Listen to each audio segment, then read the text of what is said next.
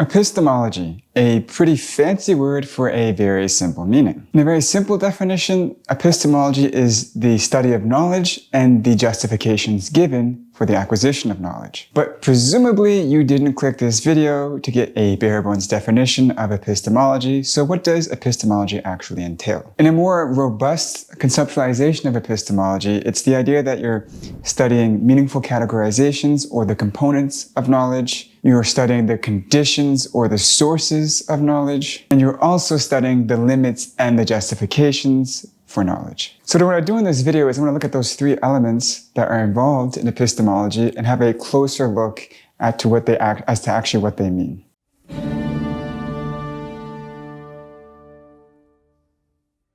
So the first part is definitions, scopes, and theories of meaning. And although this area of philosophy broadly falls under, let's say, philosophy of language or philosophy of logic, it still has a role to play in the study of knowledge or epistemology as well. For starters, a lot of stuff that goes on inside epistemology is really just playing with definitions and what something means. A great example of this is by an author whose name I'm not going to attempt to pronounce, where she basically tries to challenge the traditional notion of knowledge, which is justified true belief.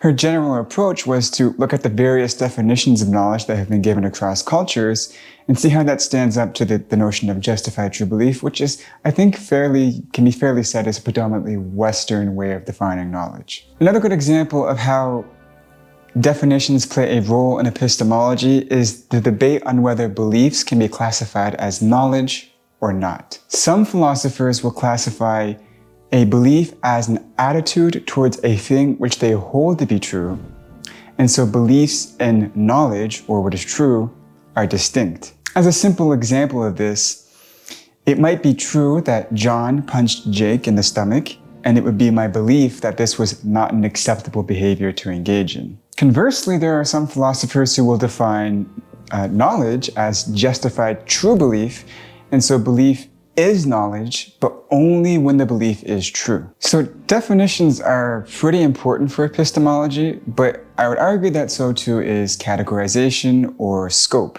A great example of this is that some philosophers believe moral knowledge is impossible, or more technically said, that they don't know what people say when they have moral knowledge because they can't see anything or touch anything or understand anything when people talk about moral knowledge.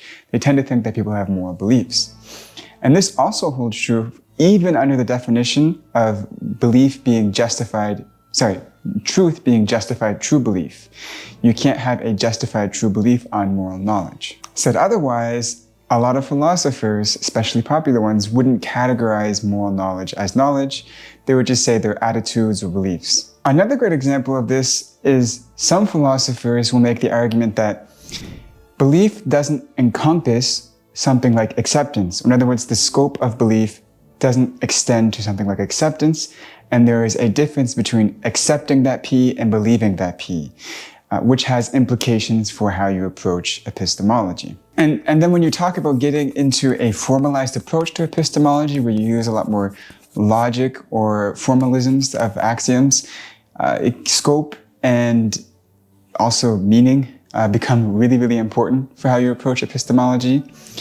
And on top of that, when you get further into epistemology, you will find that theories of meaning play a really significant role in how you approach the study of knowledge. Some great examples of this might be George Lakoff and his embodied cognition theory of meaning, or A.J. Ayer and his verificationist approach to words and how they derive their meaning.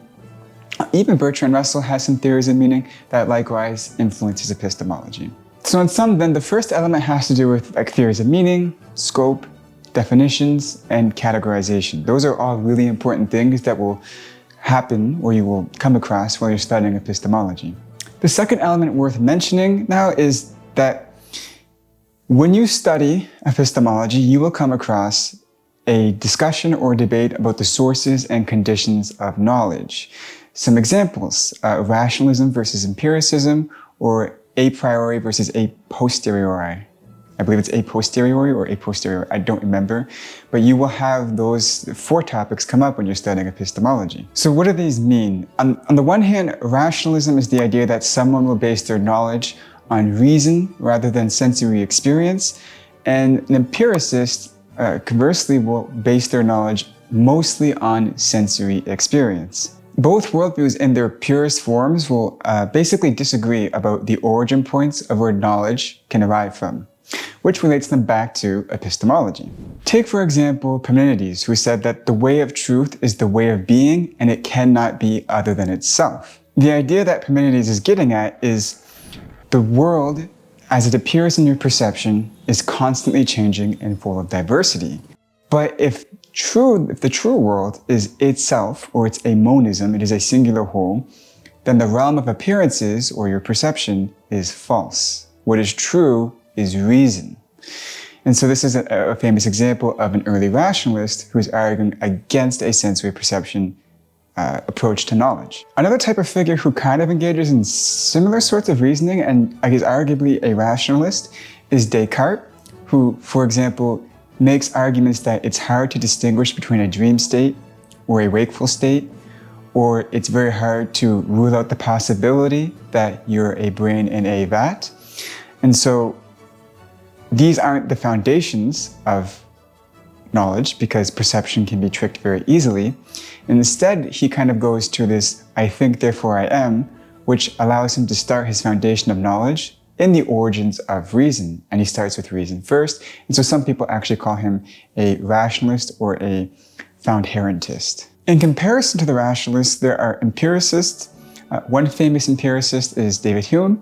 And there is a very famous quote by him, which embodies the sentiment that the kind of reasoning you'll find with some rationalists is that it doesn't refer to quantity, and it doesn't refer to anything of experience or experimental manipulation where there's a variable involved.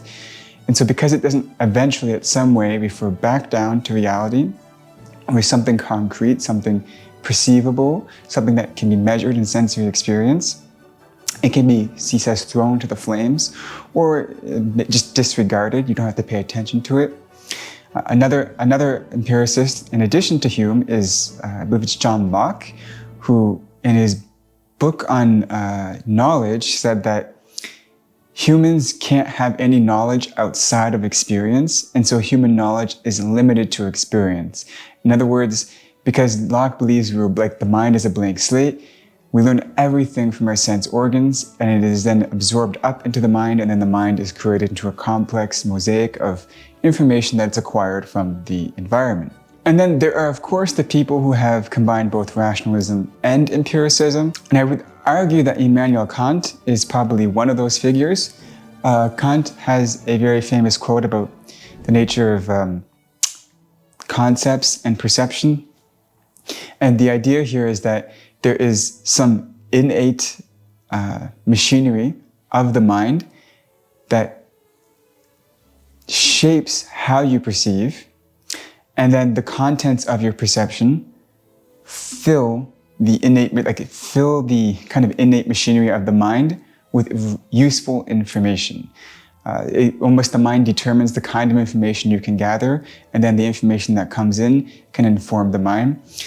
This is a little bit of a mix between rationalism and empiricism, but I believe Kant also holds the view that reason is the highest form of knowledge. Now, there is this other debate that I mentioned before of a priori and a posteriori knowledge, which does talk about the rationalism and empiricism to some extent, but that isn't the focus of this debate when it comes to these two topics. The focus is more so about the knowledge itself and whether there is knowledge that can be acquired before experience, or a priori, or whether there is knowledge that can only be acquired after experience, a posteriori. A great and pretty simple way to understand this is the knowledge I have of, let's say, my chalkboard or my refrigerator could be a posteriori knowledge. There is arguably no way that I could know anything about my refrigerator unless I've experienced something about it. Now, A priori knowledge would be something like mathematics.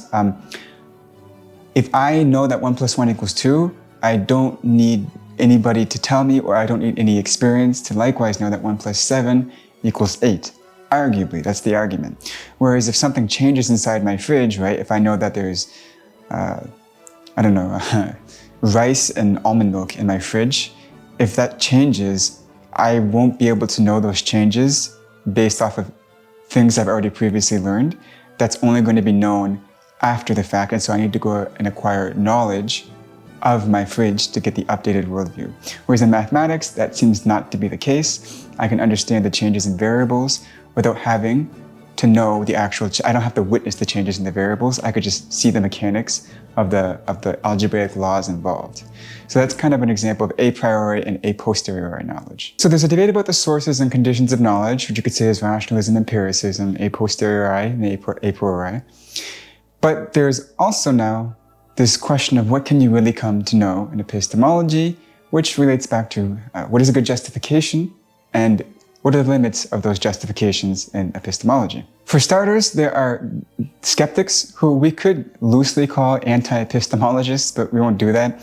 Skeptics are basically people who doubt the possibility of knowledge or doubt some element of knowledge, or at least maybe doubt the possibility for humans to acquire knowledge.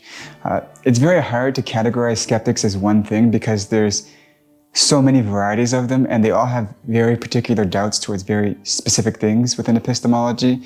So to give a broad overview, we can classify them as hard skeptics and soft skeptics. So with the hard skeptics, there's probably really two main varieties.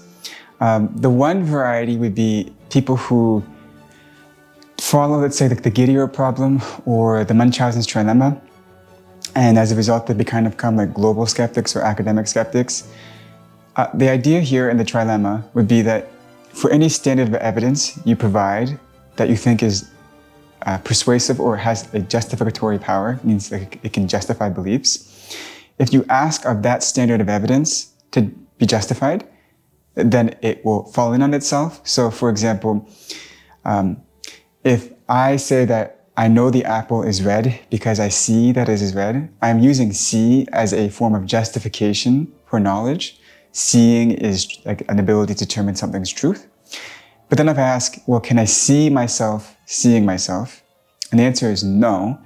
So I have no way of justifying the standard of evidence of seeing by appealing to seeing, right?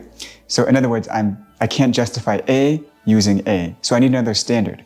And usually when you do this, there are only a few responses you can ever take.